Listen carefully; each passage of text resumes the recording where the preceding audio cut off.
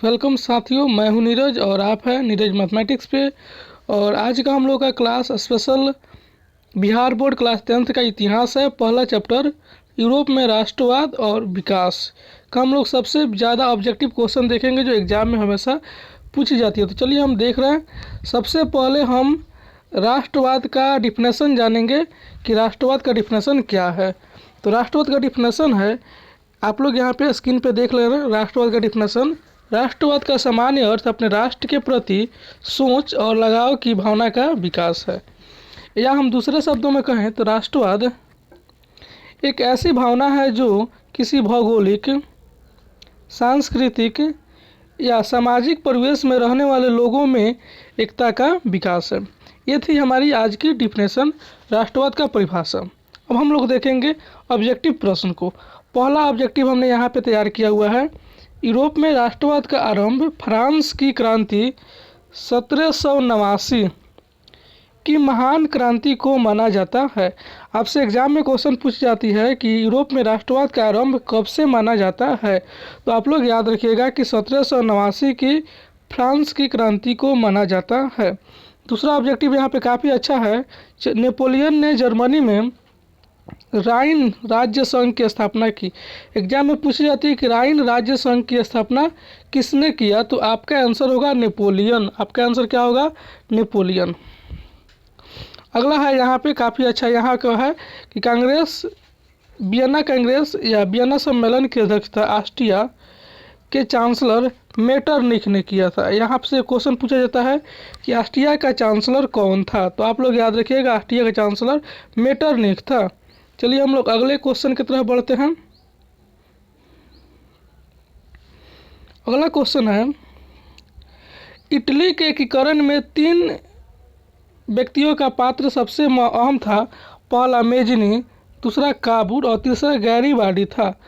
तो इटली का एकीकरण जो था 1870 ईस्वी में आरंभ हुआ।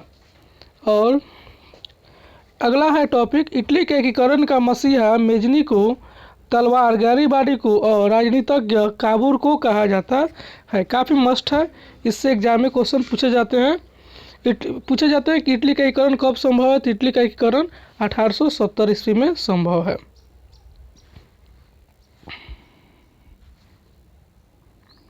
अगला मोस्ट इम्पोर्टेंट हमारा क्वेश्चन है यहाँ पे कि कार्बोनरी संगठन जो था, एक कार्बोनरी नामक संगठन जिसकी स्थापना 1810 ईस्वी में हुआ था, इसका संबंध किससे था, तो पूछा जाता है मेजनी से था।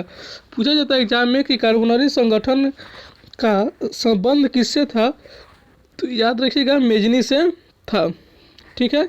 उसके बाद यहाँ पे एक इम्पॉर्टेंट क्वेश्चन तैयार हो रहा है कि काउंट काबूर का जन्म कब हुआ था, तो याद रखिएगा 1810 ईस्वी में काउंट काबूर का जन्म हुआ था। उसके बाद काउंट काबूर पे यहाँ पे एक क्वेश्चन अच्छा बना हुआ है कि 1850 ईस्वी में काबूर सार्डिनिया के राजा विक्टर एमेनुअल का प्रधानमंत्री बना था।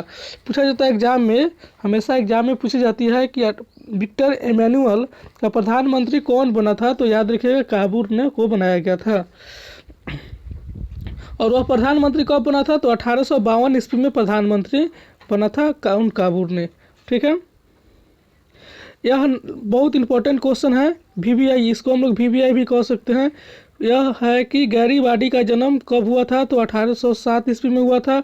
वह पेशे से क्या था, तो पेशे से वह नाविक था। गैरीबाडी एक पेशे से नाविक था। अब उसके बाद हमारी अगली क्वेश्चन है कि 1866 ईस्वी में ऑस्ट्रिया प्रसा में एक युद्ध हुआ था, सोडवा का युद्ध हुआ था। तो एग्जाम में पूछी जाती है कि सोडवा का युद्ध कब हुआ था, तो आप याद रखिएगा 1866 ईस्वी में सोडवा का युद्ध हुआ था। सोडवा के युद्ध में ऑस्ट्रिया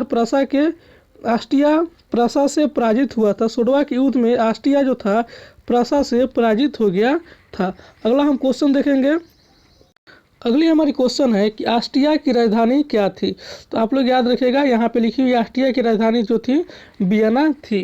ऑस्ट्रिया की राजधानी कहाँ थी दोस्तों? वियना थी। उसके बाद नेक्स्ट क्वेश्चन हम लोगों का वंश क्या रहा है कि मेटरनिख का मूल मंत्र क्या था, तो मेटरनिख का मूल मंत्र था शासन करो और कोई परिवर्तन होने न दो। काफ़ी इंपॉर्टेंट मूल मंत्र है इसका कि शासन करो और कोई परिवर्तन होने न दो। ठीक है। उसके बाद हमारी क्वेश्चन यहाँ से पूछी जाती है कि यंग इटली की स्थापना किसने की, या यंग यूरोप की स्थापना किसने की? तो आप लोग याद रखिएगा, यंग इटली या यंग यूरोप की स्थापना मेजिनी ने किया था। यहाँ पे लिखा हुआ है कि इटली के विख्यात एकीकरण मेजिनी ने यंग इटली और यंग यूरोप की स्थापना की थी। नेक्स्ट क्वेश्चन यहाँ पे है, यहाँ पे काफ़ी भी क्वेश्चन है कि 1830 ईस्वी में चार्ल्स दशम ने अपना प्रधानमंत्री पोलिग्नेक को बनाया गया था। पोलिग्नेक को नियुक्त किया गया था 1830 ईस्वी में। अपना प्रधानमंत्री किसे नियुक्त किया गया था? पोलिग्नेक को नियुक्त किया था। उसके बाद अगला क्वेश्चन है कि यूरोप, काफ़ी मस्ट क्वेश्चन है, VBI क्वेश्चन है, यूरोप को तुर्की का मरीज कहा जाता है। पूछा जाता है कि तुर्की को यूरोप का मरीज कहा जाता है, यानी कि पूछेंगे आपसे क्वेश्चन एग्जाम में कि यूरोप का मरीज किसे कहा जाता है, तो आप लोग याद रखिएगा तुर्की को कहा जाता है। चलिए अगला हमारी क्वेश्चन है, यहाँ पे काफ़ी मस्ट VBI क्वेश्चन है, आप लोग देख ले रहे हैं। काफ़ी VBI क्वेश्चन है कि फ्रांस 1830 की क्रांति के बाद लुई फिलिप्स को फ्रांस का राजा बनाया गया था। पूछा जाता है एग्जाम में कि 1830 की क्रांति के बाद वहाँ का शासक किसे बनाया गया था, तो याद रखिएगा लुई फिलिप्स को वहाँ का राजा बनाया गया था। फिर उसके बाद यहाँ पे मेरा क्वेश्चन है कि 1840 ईस्वी में गीजो को फिलिप्स का प्रधानमंत्री नियुक्त किया गया था, यानी कि गीजो को, पूछा जाता है गीजो को किसकी प्रधानमंत्री नियुक्त की थी, तो आप लोग याद रखिएगा गीजो को फिलिप्स का प्रधानमंत्री नियुक्त किया गया था। आप लोग हैं नीरज मैथमेटिक्स पे, और आप लोग चैनल को सब्सक्राइब करना मत भूलिए, और सभी प्रकार के क्वेश्चंस आपको यहाँ पे उपलब्ध कराए जाएंगे, जैसे कि संस्कृत का हो, हिंदी का हो, मैथ का तो आप वीडियो देख ही रहे हैं, और बहुत प्रकार की वीडियो आपको मिलती रहेगी। अगला हम लोग ऑब्जेक्टिव की तरफ बढ़ते हैं। अगला है कि बिस्मार्क का जन्म कब हुआ था, तो आप लोग याद रखिएगा बिस्मार्क का जन्म जो था वह 1815 ईस्वी में हुआ था। बिस्मार्क का जन्म कब हुआ था? 1815 में। बिस्मार्क ने रक्त और लौह की नीति को अपनाया था। एग्जाम में पूछा जाता है कि रक्त लौह की नीति किसने अपनाया था, तो बिस्मार्क ने अपनाया था। नेक्स्ट क्वेश्चन हमारे यहाँ पे काफ़ी भी बन क्या रहा है कि हंगरी की भाषा क्या थी, तो मैग्यार थी। हंगरी की भाषा जो थी मैग्यार थी। चलिए काफ़ी अच्छी है। उसके बाद देखेंगे, पूछा जाता है कि जालवेराइन संघ की स्थापना किसने किया था, तो प्रसा के राज्य ने किया था। काफ़ी अच्छा। नेक्स्ट क्वेश्चन यहाँ पे मेरा अच्छा क्वेश्चन आ रहा है कि फ्रैंकफर्ट की संधि कब हुई थी, तो 1871 में फ्रैंकफर्ट की संधि हुई थी। नेक्स्ट, ऑस्टन रेनर ने राष्ट्रवाद की व्याख्या किया था। काफ़ी अच्छा है। और यूनान को, यहाँ पे आप लोग देख सकते हैं कि यूनान को यूरोपीय सभ्यता का पालन कहा जाता है। यूनान को यूरोपीय सभ्यता का पालना कहा जाता है। नेक्स्ट, काफ़ी VBI, बहुत VBI है। लाल कुर्ती की स्थापना किसने किया था, तो गैरीबाल्डी ने लाल कुर्ती की स्थापना किया था।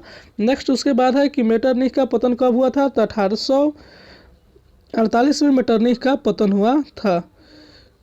इस प्रकार आप लोग सभी क्वेश्चंस को देख सकते हैं, जितने भी मेरे पास क्वेश्चन है। और अगले वीडियो में मैं कोशिश करता हूं कि ऑब्जेक्टिव के बाद कुछ और ऑब्जेक्टिव बच गई हो तो उसको भी मैं पूरा करा दूं। और ऑब्जेक्टिव क्वेश्चन देखना नहीं भूलिएगा, और आप लोग लगे रहिए अंत तक बने रहने के लिए आप लोगों का बहुत बहुत धन्यवाद। और जो भी नए विजिट कर रहे हैं मेरे यूट्यूब चैनल पे, प्लीज़ आप सब्सक्राइब कीजिए और शेयर जरूर कीजिएगा। आज के लिए धन्यवाद।